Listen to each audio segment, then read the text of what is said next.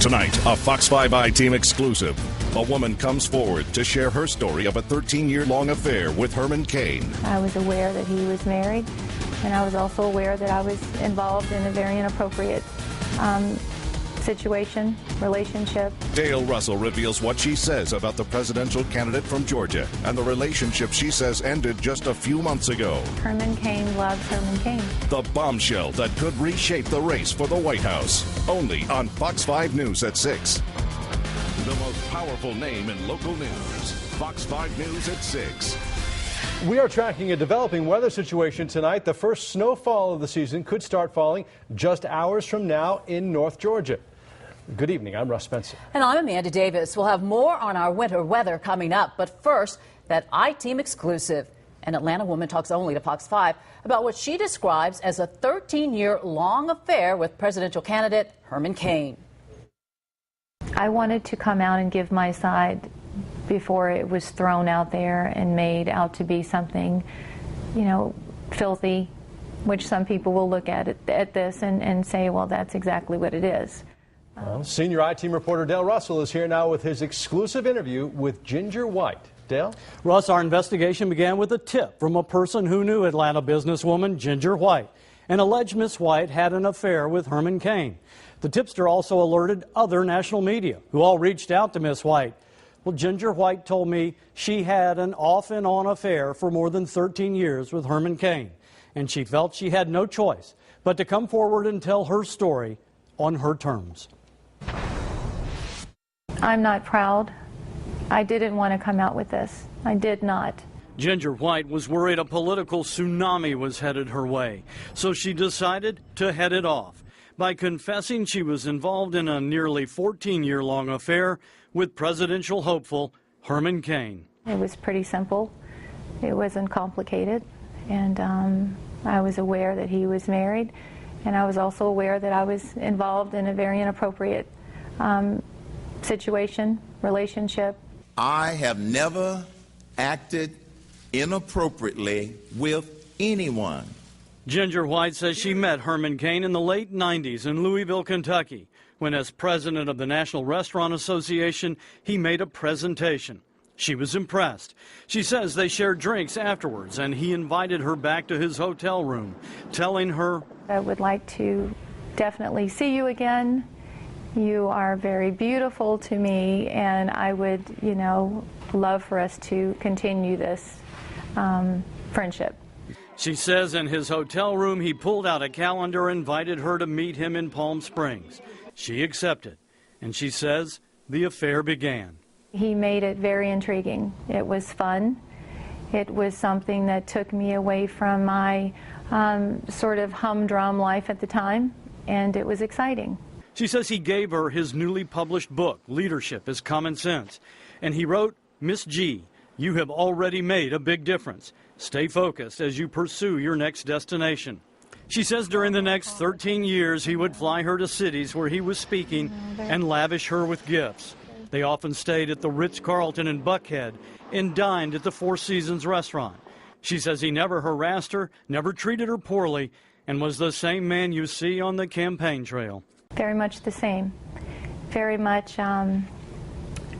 confident, very much sure of himself, very arrogant in a playful sometimes way, very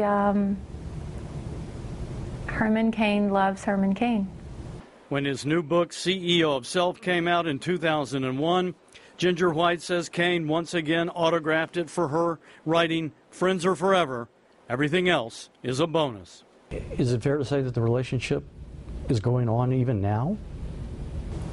Well, I think it's safe to say that after this interview, we can assume that that will be the end of it. But yes, we have a friendship now. I came here to declare my candidacy. She says the physical relationship ended about 8 months ago, right before Cain announced he was running for president. But the communication did not. When we asked for corroborating evidence, she pointed us to her cell phone. One name, Herman Cain.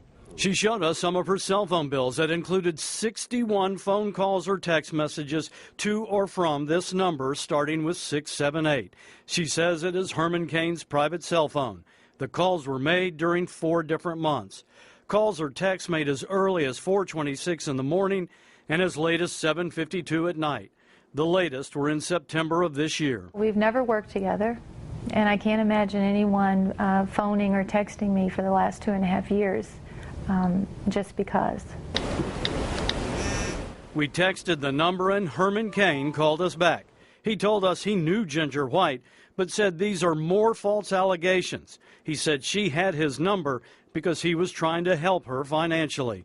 That was the end of the call. She said she planned to keep the relationship a secret while Cain made his run for the White House until she heard the allegations of sexual harassment. The accusations I absolutely reject. They simply didn't happen. She says she was not surprised by the allegations, but was bothered by the way Cain fought back, attacking the women, including this appearance on Late Show with David Letterman. All of these women are lying. They're all lying. They are all lying. Yes, they are. It bothered me that they were being demonized, sort of, or they were being treated as if they were automatically lying, you know, and the burden of proof is on them. So I felt very bad for them. And so she talked.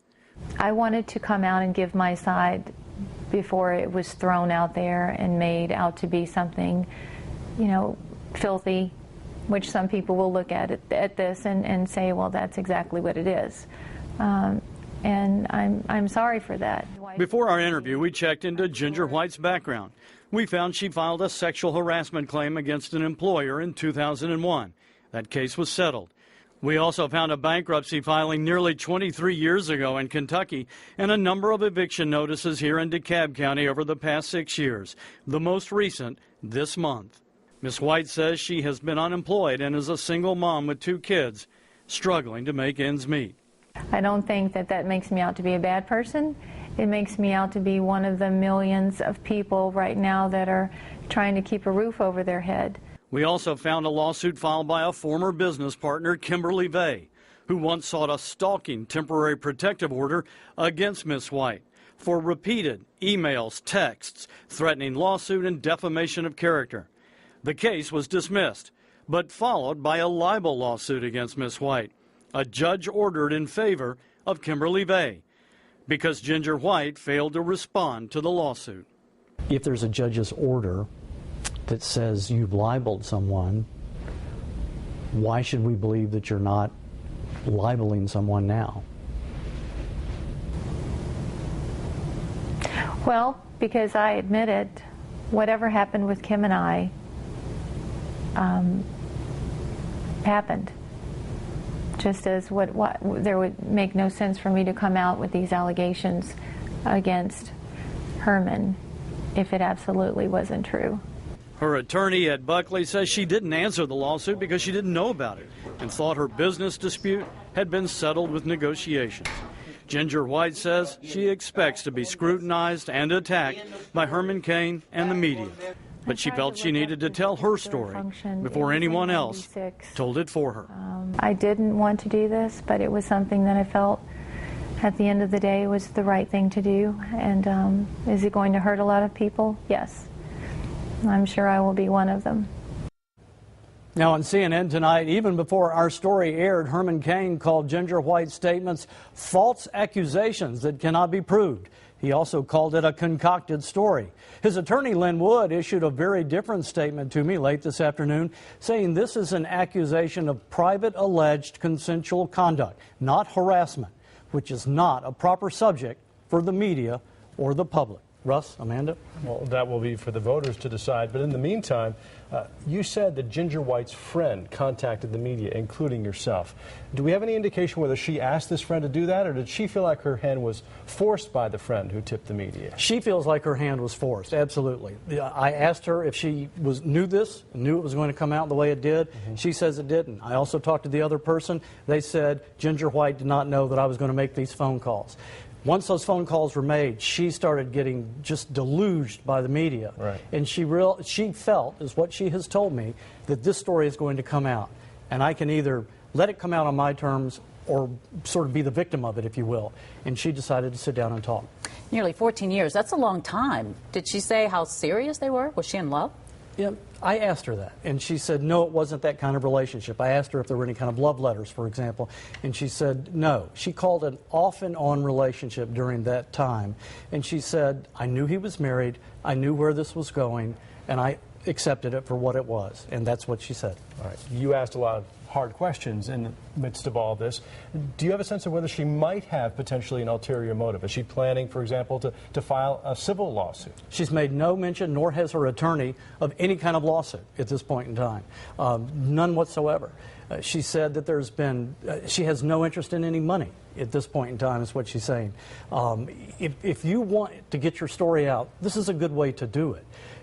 If you want to file a lawsuit, if you want to go another way, I'm not sure this is the way that you would want to go about it. I think you would take some different steps, perhaps. I saw the Cain interview on CNN this afternoon, and he said that he considered her an acquaintance. She is an acquaintance that he thought was a friend. So it's really interesting how they're talking about their relationship. Well, Herman Cain is the one who actually said to me that she is a friend, but I have helped her financially, and now she has confirmed that through her attorney, that yes, Herman Cain has given her money to help her out at times. I believe it has mostly been for rent. As you can see from the eviction notices, she's gone through a period of unemployment. She's had periods where she was having a hard time with money, and I believe that, according to her attorney, that Herman Cain has helped her out at those times. Well, this is a story that will obviously have national political implications. It'll be interesting to see the explanation for a text or a phone call at 4:26 in the morning to an acquaintance. This is a kind of question that we would love to ask Herman Cain. If he wants to sit down with us, we'd be more than happy to. All right, Dale, we know you stay on it. Thank you. We will.